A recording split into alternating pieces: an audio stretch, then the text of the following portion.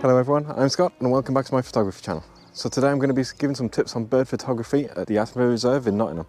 Stick around and we'll see how we get on. Taking pictures of birds is really easy. All you've got to do, point the camera, click the shutter, done. Simple, right? Okay, there's a little bit more to it than that. So we'll start off with the easiest thing to cover, your lens. You want to have a sharp lens or something that can capture fairly decent pictures. You don't need to have the longest lens in the world, but the longer you have it, the easier you can get close to the birds. Obviously, depending on the type of birds you're going for. And sorry about the honking in the background, the geese are having a bit of fun this morning. But depending on what lens you go for, will depend on how close you need to get to the birds or how easy you can make your shots. So what do I mean when I say a long lens? We're talking focal length here. So the longer focal lengths, the more you're going to get. But not all focal lengths are created evenly. So for example, anything on a cropped sensor camera, so something like a Nikon D500, D7500, any of those, or if you're talking some of the Canon cameras, I don't know model numbers, but they have a crop sensor of either 1.5 or 1.6 times. What this means is you can take your focal length and get the full frame equivalent by multiplying it by that crop factor. So for example, a 300mm lens on a full frame camera can become a 450mm lens on a crop sensor camera, and likewise with micro four thirds, that's going to be 2 times that amount as well. So can you manage with a short lens? 200mm? Perfectly fine, but you will have to find yourself creeping towards the birds a lot more.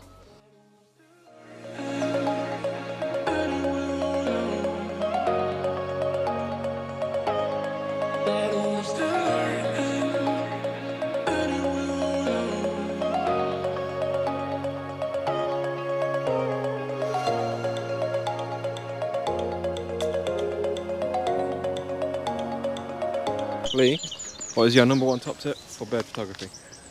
Big lens. Big lens? Big lens. Big lens. Good camera. Makes a big difference. Or any camera you want, really. The main thing is, get close. Big tip that you do tend to find is people say, oh, get camouflaged. Don't bother. Just don't move. You stand still, the birds will come to you. As soon as you do that, you can shoot away. It's brilliant for it. Pretty good tips.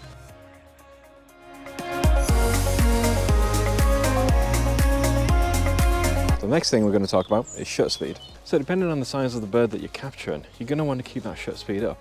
How high your shutter speed needs to be is going to be dependent on the size, the speed, if you're shooting moving birds, and especially like tiny little birds, you're going to want that shutter speed so high just because they're probably going to be far away and you're going to be pushing the focal length of your camera again. Why do you want a high shutter speed when things are further away? Very simple reason. The micro vibrations that you get when you're holding your camera are going to be absolutely absurd, and you want to try and overcome that. A good rule of thumb, if you're hand holding, is to times your focal length or match your shutter speed to your focal length. But that differs if you're on a crop sensor, once again on a micro four thirds camera. But then you just bring in the crop factor. So for example, if you were shooting at 400mm on a full frame camera, 1/400th of a second isn't too bad. However, if you're on a micro four thirds camera, 1/800th of a second is what you should be going for. Obviously this is a guide. Newer cameras have better stabilization and you can push the limits even more. But it's something good to realize and understand that will help you get a lot sharper shots. Now of course if you do increase that shutter speed, you're going to be pushing your ISO. And that's another thing to contend with. How high can your camera go?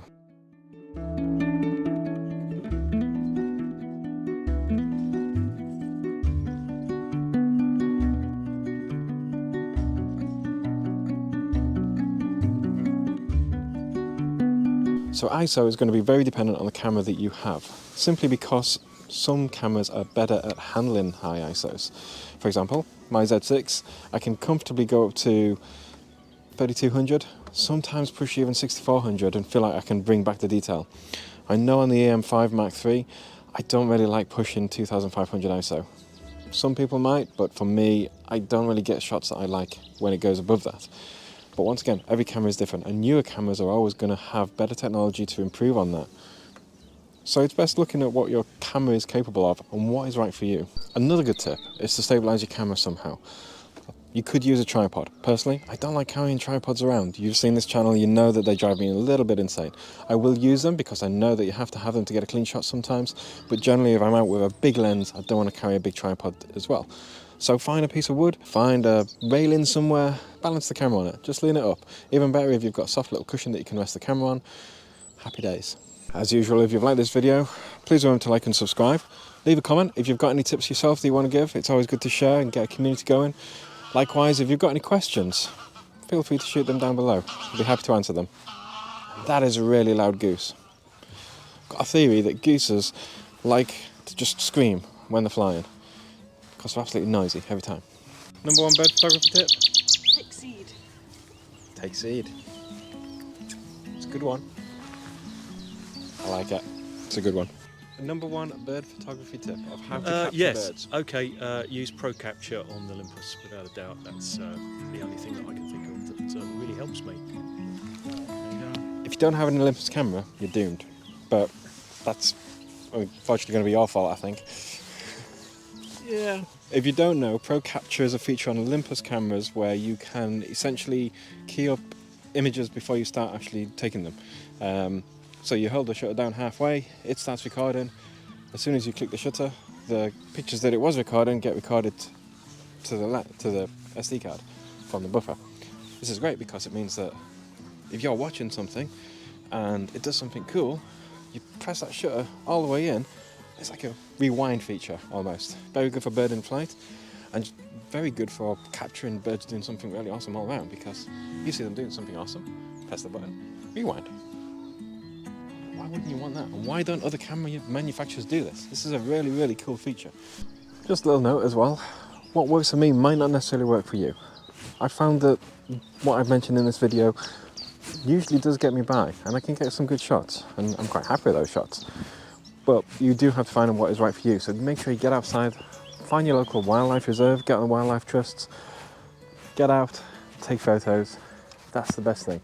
If you're inside, just poring over other people's pictures, wondering why can't I get shots like that, you're doing it wrong. Grab a camera, go outside, get pictures. It'll make you a lot happier. That's it for today's video. I hope you've enjoyed it. I'll put a few more images on the screen, but until next time, see you later on.